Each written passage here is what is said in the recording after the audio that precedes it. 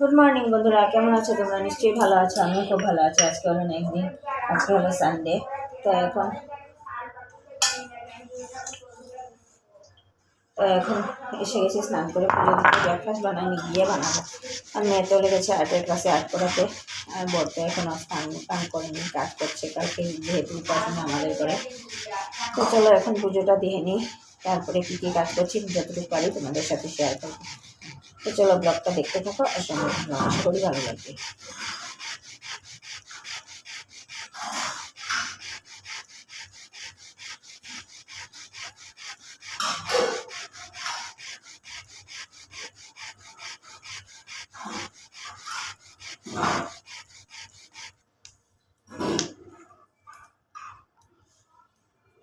তো এখন ব্রেকফাস্ট করছি। আজকে ব্রেকফাস্টের কাছে এই যে খিরতুয়া, একটা মিষ্টি, আর এই যে রুটি।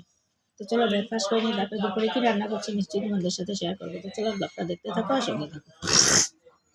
আজকে কি রান্না করেছি দেখাই, তেমন কিছুই রান্না করিনি। এই যে শিম আলু দিয়ে বড়ি দিয়ে ঝোল, আর এখানে চাটনি অল্প, আর এখানে মাছ পাঠিয়েছিল রান্না করে, সেই মাছটাকে শুধু গরম করে বাড়ি থেকে।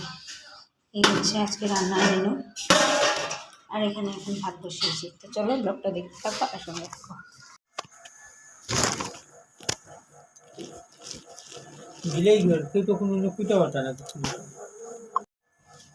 এখন ভাতটা রান্না করে এখন এসে বসেছি। এই যে কুশি কাটার এগুলো সেলাই নিয়ে সেলাই করছি বসে বসে।